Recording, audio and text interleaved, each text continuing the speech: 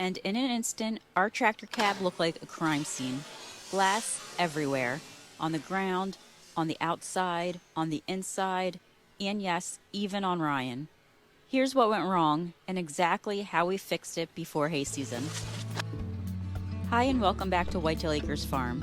If you're new here, we're a family-run farm and homestead, and today's video is one we honestly did not plan on making.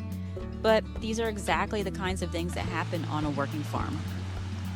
A few months ago, we brought home our John Deere 5100E, new to us, and we were so excited to finally put it to work. We've got a busy spring ahead of us with 27 acres of hay to cut, plus all of the garden work coming up and the livestock to take care of, so this tractor was going to be pulling its weight.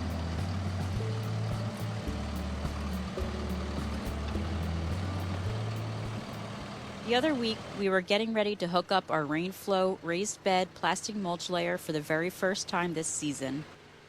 Ryan was in the cab and he had the back window open so he could talk me through the hookup process, which, if you've ever hitched a 3-point implement with a second person, you know that communication matters. We got everything connected, it felt secure, so I backed away and Ryan started raising the hydraulics to lift the Rain-Flo. And in a split second, the glass just shattered, completely shattered into a million pieces. It was one of those moments when you both just stop and stare. Glass was on the ground, all over the outside of the tractor, and covering the inside of the cab. And Ryan was looking out the back window when it happened, and glass even hit his face. Now, thank God he was wearing glasses, and that's not a joke. His glasses took the hit, and he walked away completely fine, no injuries. But I will tell you, our hearts were pounding for a few moments there, and it was a hard lesson learned. So what actually happened? The Rain-Flo, when the hydraulics raised it, it ended up hitting the open window. The glass on the cab windows is tempered, and it's designed to shatter safely into small pieces rather than large shards if it breaks. But that also means it does not take much of an impact to completely give way. The lesson: always close your cab windows before raising implements. Always. We've hooked up implements plenty of times, but this was a new configuration and we didn't think about it. Now we know, and hopefully you do too before this happens to you. Once the shock wore off, we got practical. We moved the tractor into the hay barn to protect it from the weather while we figured out a repair. We can't have an open cab just sitting out and getting rained on. We drove out to our John Deere dealership a few towns away and ordered a new rear glass pane. Now we were hoping to reuse as much of the original hardware as we could. The bolts, the gasket, the handle, to keep costs down. So before ordering everything new, we assessed what was still in good shape. In the meantime, all our other spring projects went on hold. We've got our first hay cutting coming up in just a few weeks, so there is some pressure to get this done. Our first step was cleaning up all of the broken glass. Tempered glass shatters into small cubes, and they were everywhere. In the gasket channel, in the hinge grooves, inside the cab. We took our time because any debris left behind can interfere with the new seal or worse, crack the new glass when you tighten hardware down on it.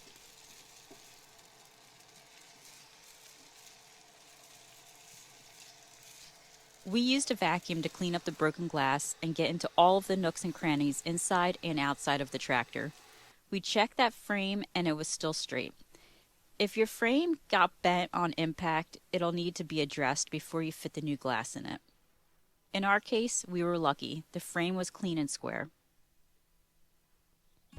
And then it was time to take the new glass window out of the box.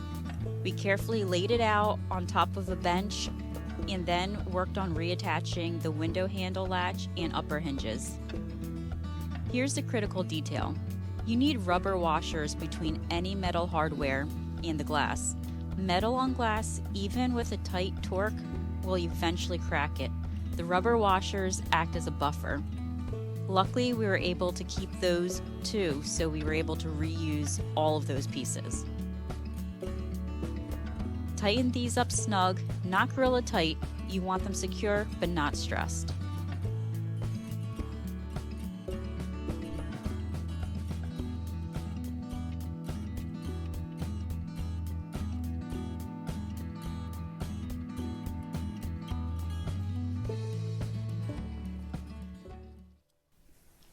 Next up was the rubber gasket.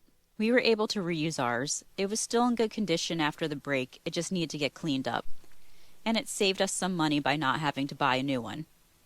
But if yours cracked, got torn, or damaged in any way, you'll need to replace it. A bad gasket means water leaks into the cab, and you don't want that. We took our time working together to slowly and carefully fit the gasket around the entire glass window, making sure it's securely on there to avoid any issues as we installed the window or for the chance of leaks later. That's a little scary. Water follows gravity, and an unsecure gasket is an invitation for leaks. If you have a hard time trying to seat the glass into the rubber, you can always spray the gasket channel with soapy water or glass cleaner. This lubricates it and lets the glass slide in without resistance. Luckily, we didn't need to do that, but it's good to keep in mind if you're ever having trouble. Handle the new glass pane with care and be aware of your edges. Tempered glass is strong against direct pressure, but fragile on the edges. So set it down on something soft while you work. Here's where having two people really matters. Start at one bottom corner and work the edge of the glass onto the gasket channel. Use a plastic pry tool if needed to gently roll the rubber lip over the edge of the glass as you work your way around. Go slow. Work in small sections. If you feel resistance, don't force it, just add lubricant and try again. The goal is to get this glass fully seated in the gasket channel all the way around the perimeter. With the hinges already in place on the glass, it made it easier for us to install the glass back on the tractor. Our plan of attack was for me to sit on the inside of the cab to support the glass from the inside while Ryan lifted it into place from the outside. Together we got the hinges into place. I secured the nut on the inside with a box wrench while Ryan tightened the bolt from the outside with an Allen wrench. We did the same process to tighten up the latch.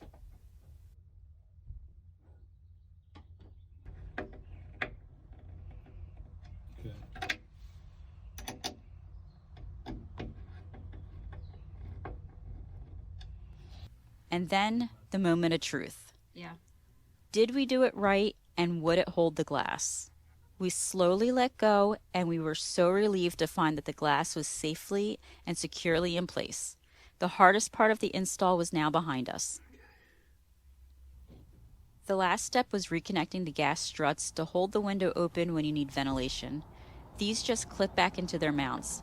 Make sure they're fully seated or your window won't stay open or could drop unexpectedly.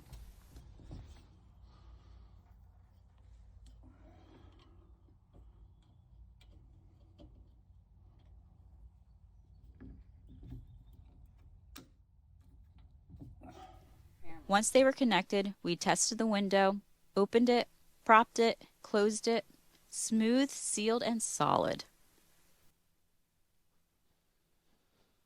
Guaranteed not to rust, bust, or collect dust. All in all, from ordering the part to having the tractor back in service, the whole ordeal took us about a week and a half. Most of that was waiting for the part to come in. The actual repair, well, that only took a couple of hours with two people and the right tools. The best part, we're back on schedule. Our first hay cutting is coming up in just a few weeks, and the tractor is ready to go. We are ready for hay season. The fields are growing, and it's going to be a great summer. If you've had to do any unexpected repairs on your tractor or farm equipment, I'd love to hear about it in the comments below. What broke? How did you fix it? And was anyone else on the farm involved when it happened? Don't forget to subscribe to our channel for more farm repair adventures, along with all of our other farm activities. Thank you for watching, and we will see you on the next one.